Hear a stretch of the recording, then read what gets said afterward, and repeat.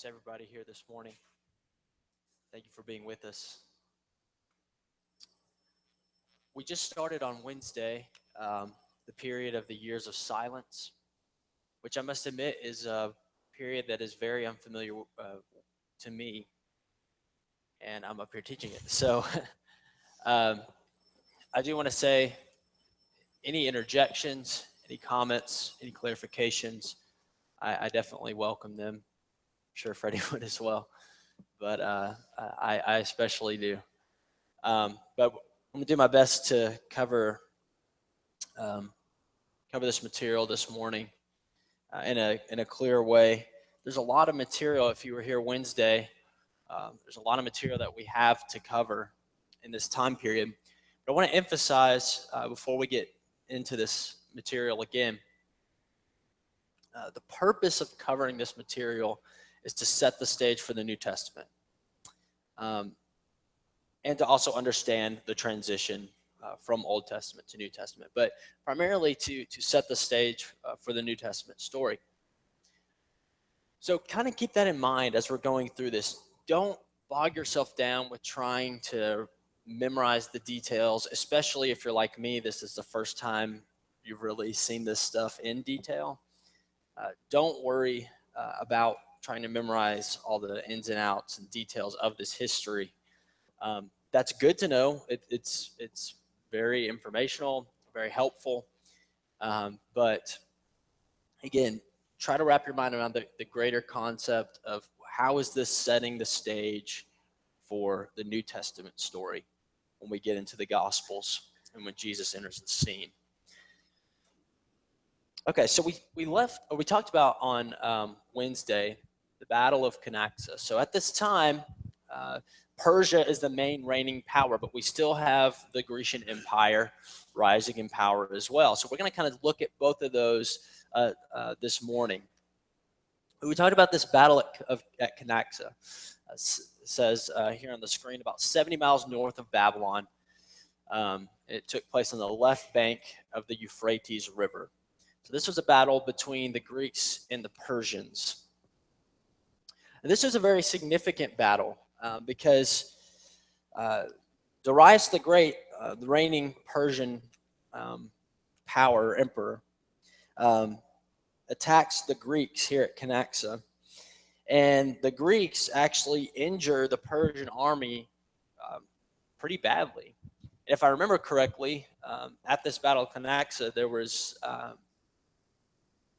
and I may be wrong. Again, this is one of those points where one of you might need to interject for me. But there weren't very many Greeks, if any, that were reportedly injured at this battle. So this really set the Persians back and allowed the Grecian Empire to realize, okay, the Persians aren't as powerful as we thought they were.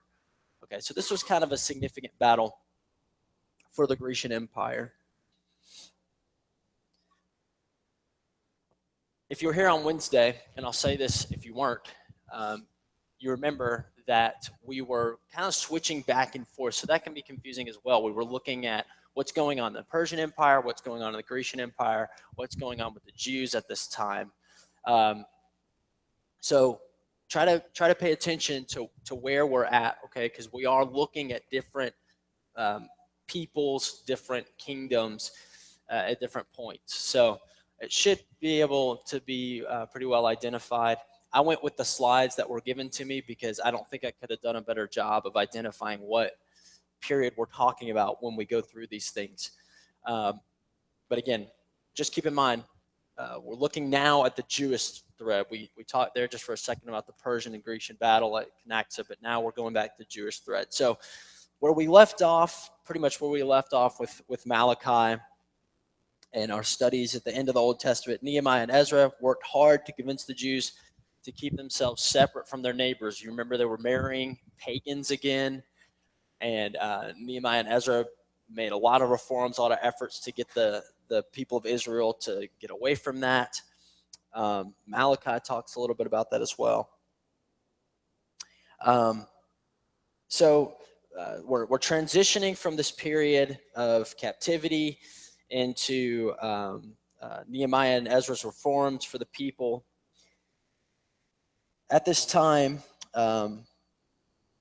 the Jews started beginning to separate themselves more from the people. Okay, so as these years of silence start to unfold, about this 400-year time period, the Jews start actually making progress and separating themselves from the people, so much so that they start to pride themselves in their nationality, being the special people of God. This is just an interesting tidbit of information regarding the word Gentile.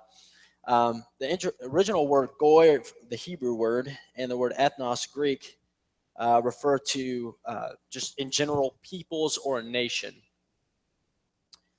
So the term Gentiles, this will work. It's back here, isn't it, Mr. Klein? I remember that now. It's derived from a Latin word. This was used in many translations in English.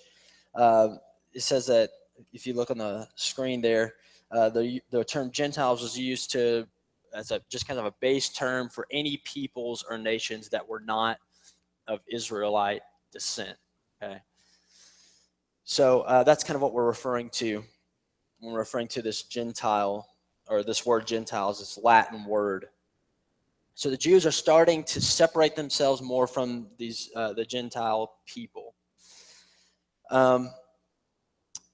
And as you see there, the word Gentile just became to be known as anything that is non-Jewish, right? Or any people that is non-Jewish. Also during this time period, we see the transition of, or the implementation of synagogues. In Leviticus 23 and verse 3, we see the commandment of the Sabbath day being a holy convocation or a sacred assembly. And so these Sabbath days started to become more important to the Jews while they were in captivity. It says here they would meet, they would read from the law and from the prophets. And this is, again, where they kind of get this the implementation of the synagogues. And so by the time we get to the New Testament, we see synagogues all over, right? We see even in Paul's ministry, in Barnabas's ministry, they're going into synagogues, even in places in like Asia Minor and Macedonia, and they're going into these synagogues and teaching these Jewish Christians, or excuse me, these Jews about Christ. So this is a good bit of information for us to know where that idea of the synagogues came from. Because at this time, at the end of the Old Testament, all we see is the temple, right? That's all we've really been introduced to. But during these years of silence is when we see that, the practice of synagogues coming into play.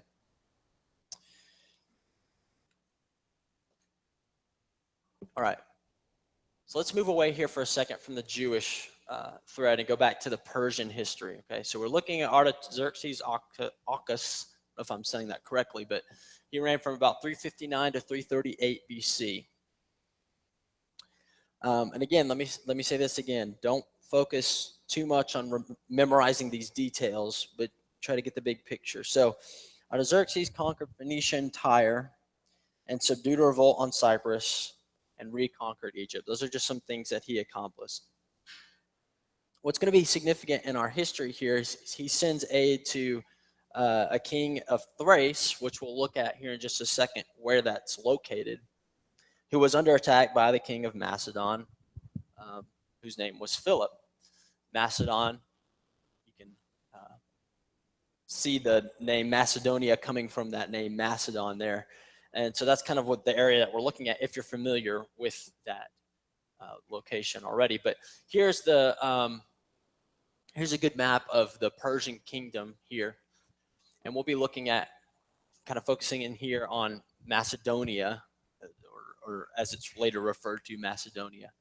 And this is where Macedon and Thrace are located. So we'll kind of zoom in here on this area and look at how Artaxerxes Aucus played a role here.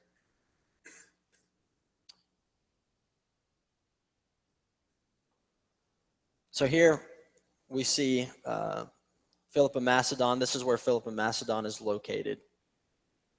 He reigned from about 359 to 336 BC. Now, we're not looking at the Persian Empire. We're looking at the Greek now, okay? So all this stuff is going on in Persia. Artaxerxes sends help to help this king of Thrace, who was being attacked by Philip of Macedon, who was a part of the Grecian Empire over here in Macedonian area. Okay, just some information about the Macedonians. They were mountain people, farmers, dealers in horses. The name Macedonia comes from the Greek word Macedonia, which is derived from the Greek word makednos, and is commonly explained as having originally meant a tall one or a Highlander, possibly descriptive of the people. That's just, again, just a tidbit of information there. So we're looking at Philip of Macedon.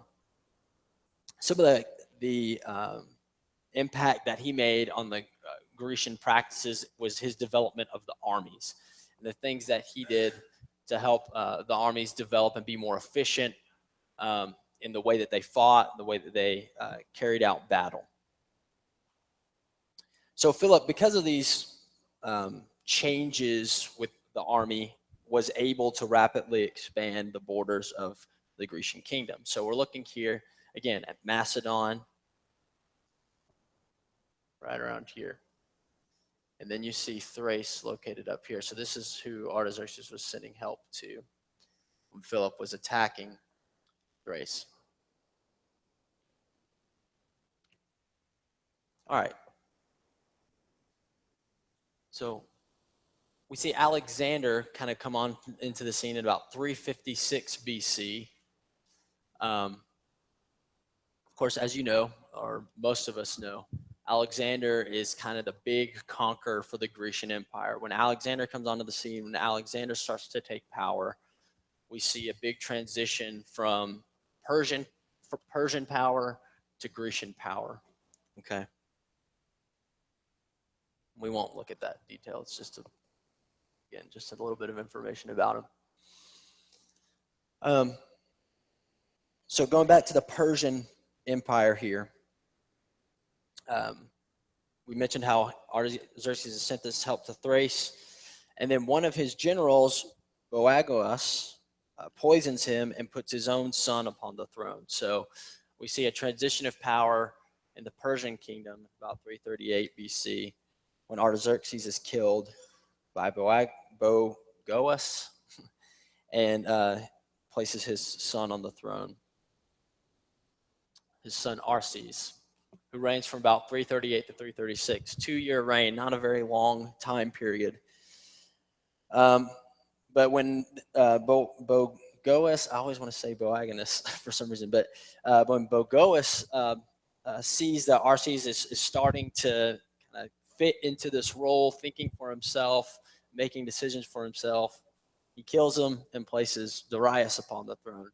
The common thread that we see in these empires is just the fear, the desire for power. You'll see that all throughout Persian, Grecian, Roman empires when you study the history of that. All right, so going back to the Greek period, while we have Arses reigning, Arses was reigning. He's been killed by his father. Darius has been put on the throne in Persia.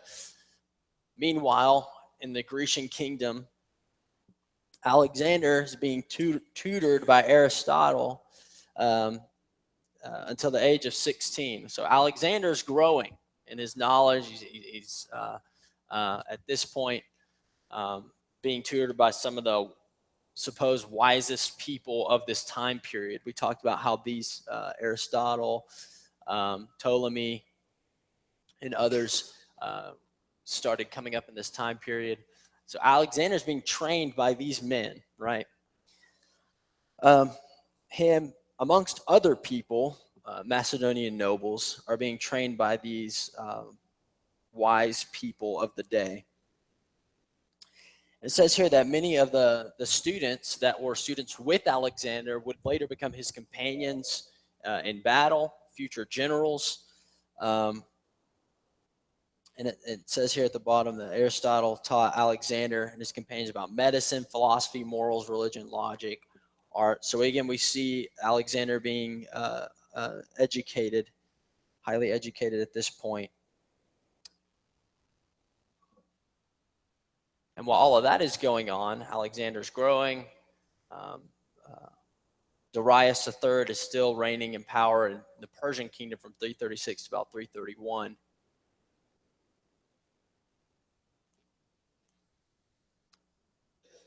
So we see Philip, he's still the king at this time in Macedon, right? He makes this Hellenic alliance, which allowed a lot of the Greek cities, or includes most Greek cities except Sparta. And so now Philip is expanding this empire, and he announces his plans to attack and overthrow Persia. Because you remember at that Battle of Canaxa, they've seen now the weakness of the Persian Empire. So Philip is starting to strengthen the Grecian kingdom, and so he decides to make an advance against Persia. Well, Philip is assassinated in 336 BC, and Alexander, who has been growing under some of the wisest people of the time, now at 20 years old, is told that he is now going to be king of the Grecian Empire in place of Philip. So here we'll look at the advances that Alexander makes while he is reigning, which again, this is going to be the significant portion of history that really influences, or it's really going to influence the way things go from here on out in the transition from the Persian to the Grecian kingdom. All right. Still located here in Macedonia. This would be later Asia Minor, right, in the New Testament time period. So Alexander decides to attack Thebes and takes over Thebes. And it is kind of at this point that Alexander is finally seen as the actual ruler, the actual powerhouse in the Grecian Empire. People start to recognize him as the leader of these forces, the commander-in-chief, as it says here, of all the forces in the Hellenic alliance. So Philip formed this alliance in this area. Now Alexander is the ruler of it. And then it's kind of when he attacks Thebes and captures it, he's kind of seen as the new big dog of this empire. So in 334, Alexander begins his march into Asia Minor, kind of gaining some confidence, starting to, or having the power over this Macedonian area. He begins to make advances into the Persian kingdom. Okay. So we're looking at him going up around through Thrace, which we talked about earlier, and crossing over into Asia Minor, which, as you see here, is part of the Persian kingdom.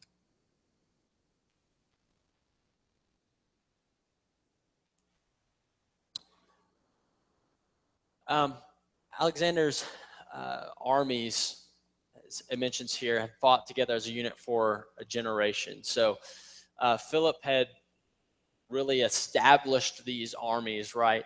And Alexander just kind of fell into place. So these people had learned to work together, fight together. This battle was not something that was unfamiliar to them.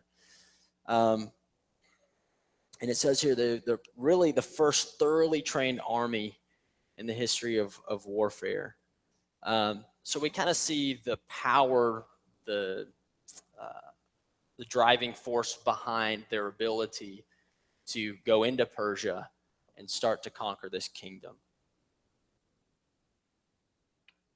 All right, so we're looking here at Asia Minor, the northern part of the Mediterranean Sea. As he makes his way through Asia Minor, he makes his way to Issus, or Isis, I want to say. And here at the Battle of Isis, he meets with Darius III. If you remember, Darius has now been placed in power by Bogoas, who murdered his son and placed Darius in power.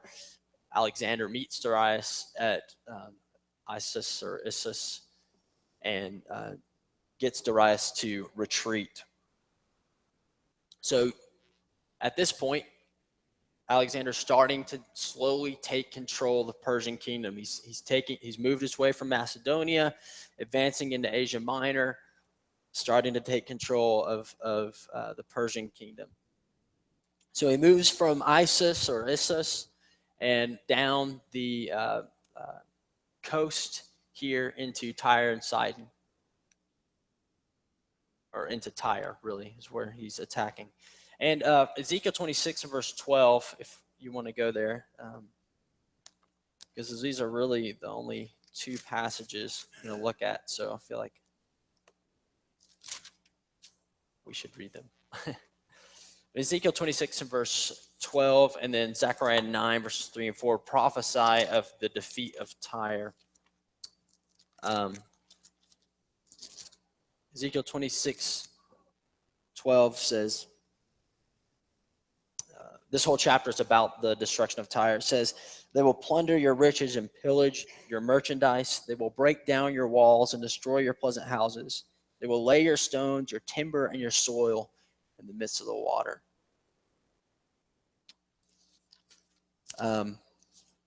Zechariah 9, verses 3 and 4. Also read about that.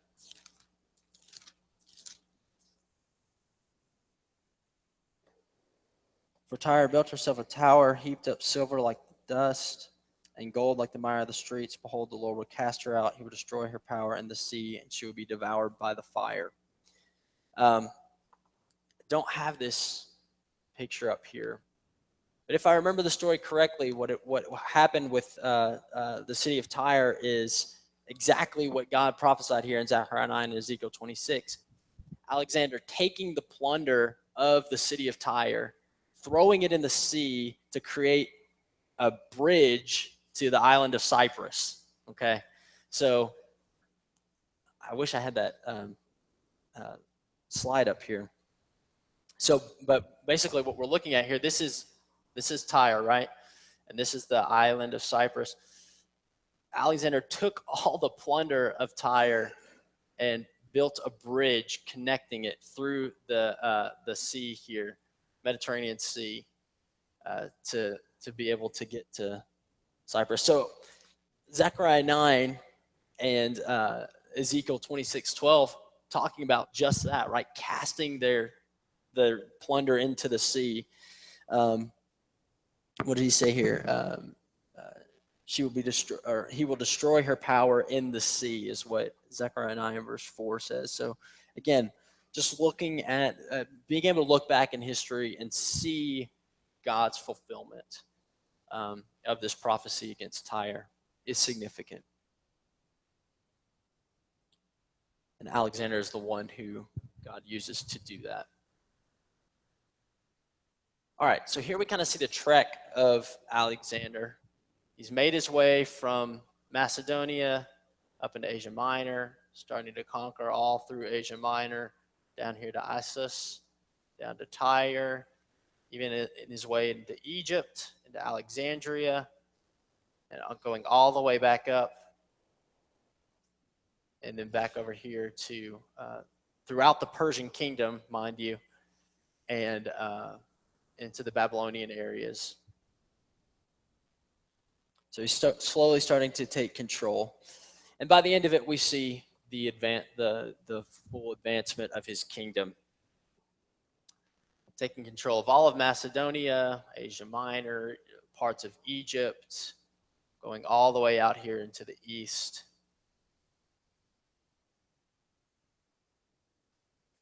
And at the age of 32, after Alexander accomplishes all of this, Alexander passes away. So kind of at this point, we see the beginning of the reign of the Grecian Empire, right? It says here, the conquest of Alexander changed the course of world history. It brought about an unprecedented mixing of East and West. So really, until this point, we haven't really seen a kingdom this big yet, have we? We saw Babylon. reaching out into these parts, and the Medo-Persian Empire and Persian empires reaching out into these parts, but going all the way out here, and then even into the parts of Macedonia and Egypt. By far the biggest kingdom that we've seen so far. All right. I did want to mention this too. In this paragraph, it mentions how Alexander's impact is not so much in what he did by conquering the Persian Empire and conquering these lands, but rather the actions of the successors who fought for control after his empire. Which this is significant. Again, this is really going to bridge the way for our understanding of what's going on in the New Testament. Okay. So understanding this part, I think, is really helpful for understanding some of the background and history of what's going to be going on in the New Testament. So some of his successors were Perdiccas, who was the guardian, known as the guardian of his family. Ptolemy, we've heard that name before. We've talked about that name.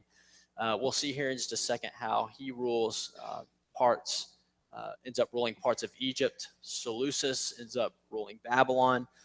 Antipater rules Macedonia and Greece, and Antigonus ruled Asia Minor. In 321, Perdiccas is assassinated, and then Antipater becomes the guardian of the family here. Okay. Then Antipater is assassinated in 318 BC, and his son Cassander takes control of the regions of Macedonia and Greece. So I'll show you here in just a second what all that looks like on a map. After multiple battles to try and gain control, they finally signed this peace treaty of Ipsus in 301 BC, and land is allotted to each of these people. We'll look at here in just a second. Ptolemy Soter receives Egypt as his portion. Seleucus Nicator receives Thrace, Asia Minor, Syria, Babylon, Media, and on into India. Kind of gets the better end of the deal here. And Antiochus Gonatas receives Macedon with Greece as a semi-independent kingdom under control. So let's look at what that looks like on a map.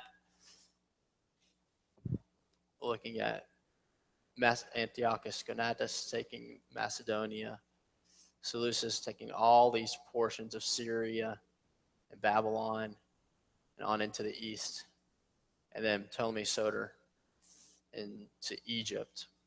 Now these two, Ptolemy and Seleucus, the Ptolemies and the Seleucids, as we have referred to them thus far, we will continue to refer to them. There's going to be a lot of tension because look what falls right here in between those two kingdoms.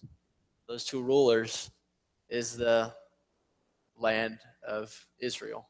Okay, so there's a lot of tension there, and that does influence the history that we're going to see in the New Testament of the tension between the Ptolemies and the Seleucids, and how that influences, how that's going to influence Israel. Yes, sir.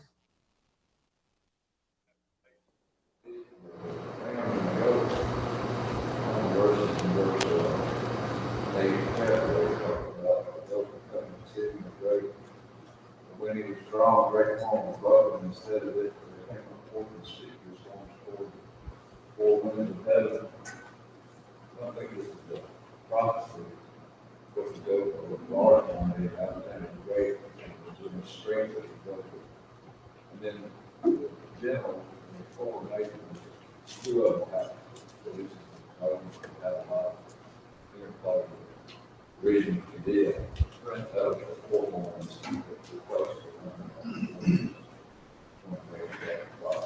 Yes, thank you for bringing that up. I meant to mention that. We talked about that when we went through Daniel, but I think I'm glad you brought it back up because it's good to see this kind of coming into play in action here as we're looking through this history of, again, Daniel 8 coming to fruition. through Alexander's kingdom and the breaking up these lands between Seleucus and Ptolemies. And as Brother Bryant said, Daniel 8 is, or the separation of this land is the fulfillment of that Daniel 8 prophecy of the large horn being broken into four horns. That's what we're looking at here in history, is the fulfillment of Daniel chapter 8. All right. Anything else? Again, there's a lot of details, a lot of information that we could cover in looking at this information.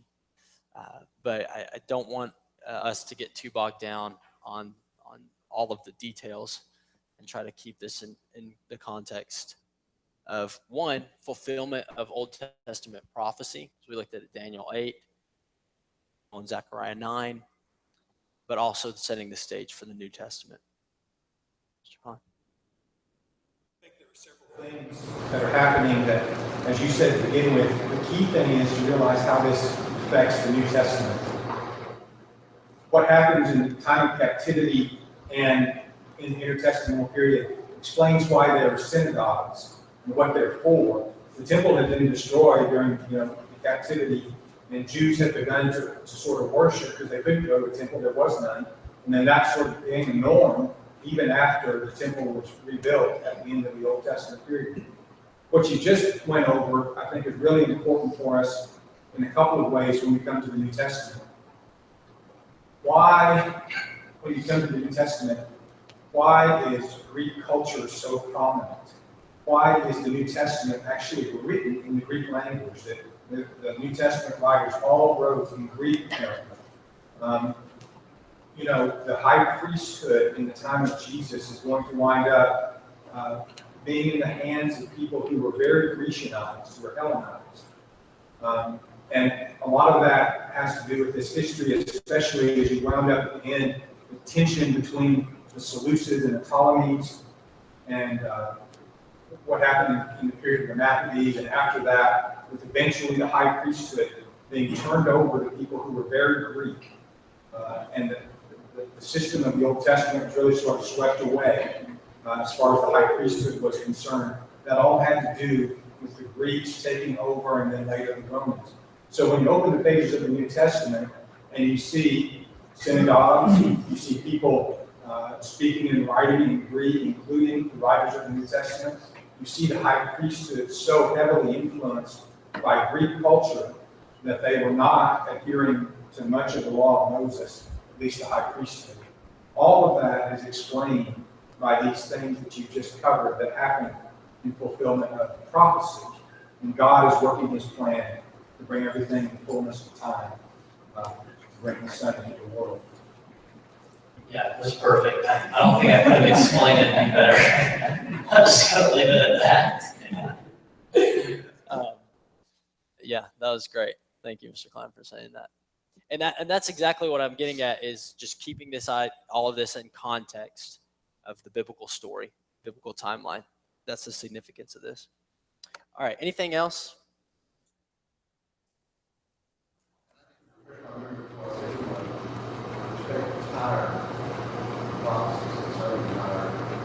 The way they actually left is they moved out outside, just outside the city. The original city, I believe, is what Alexander was supposed to scrape. Actually scrape it clean to build a causeway out where they moved. I think it's not going to be with that. Pretty sure I see a picture of the original location. It's literally a place that was officially spread in nets. What the prophecy says about it. Right. There's a lot of it. So, something that's talking about. We can make a prophecy. Scrape it clean. It really doesn't matter. Right. Yeah, for sure. That is correct. And if you happen to go to your Google Maps, you'll see the current city of Tyre looks like a tongue sticking out into the sea. What they did is they continued to expand the land bridge and build that out. Just another correction. It's not Cyprus that it joined to. It was a smaller island along the edge. Oh, Thank you. This is why I have other people who know more than me in this class helping me out. All right, anything else to correct what I messed up? The elements of culture, communication, they didn't just look at people like some other, they have the additional educated when people man, and all that. They wanted to impress the elements of lifestyle. But their habit of communication was great advanced, which helped to spread the New Testament quickly. And that's why it helps bring up the fullness of time.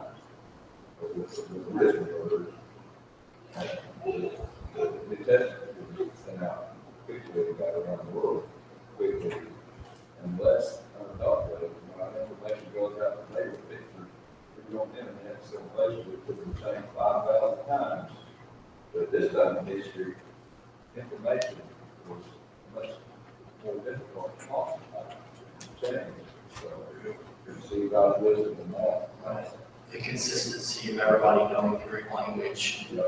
that allowed the word to spread so quickly. Absolutely. All right, anything else? There's been some question about where these places were.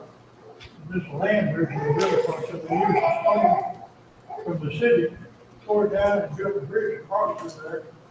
And the town part of it, what ship there, which is over, and still at low tide, people were. And that's still that way according to history. It's still that way, you say? But that bridge is still visible there. We had some of these, National Geographic, undersea explorer things, and they had cameras down there, and you see the stones, big square blocks of stone there, down in the mud. They're there. Interesting. I can't help but think God's hand was in some of this, if not all. When Alexander went in to conquer, he didn't just tear down. He left them. He built educational facilities, which bears out the teaching of the Hellenistic people learning Greek. And it was all over where he went, so that later in New Testament times, disciples and apostles went out. Wherever they went, people could understand, right? Because they all spoke the same. They may have been bilingual, as Paul was. When the Roman commander took Paul up, going to take him to the barracks, and Paul asked him a question in Greek, and he said, "Oh, you know Greek here, so you're not that Egyptian." But then when he spoke to the people in Hebrew, they wanted to listen because it's like he had been an outsider now that listening for all he knows Hebrew. Right. So I think maybe the most important things, we'll wrap up here in just a second, so this, but the most important things we can take from this are the influence of the Greek culture, how that's going to influence the New Testament, the widespread knowledge of the Greek language, how that comes to be in the New Testament, and also the implementation of things like synagogues, how that came to be. Why are there synagogues? You understand that, like Mr. Klein was saying, looking at this information. So again, don't bog down in the details. Think about how that applies to fulfillment of prophecy and to setting the stage for the New Testament. All right, thank you so much for your comments, your attention.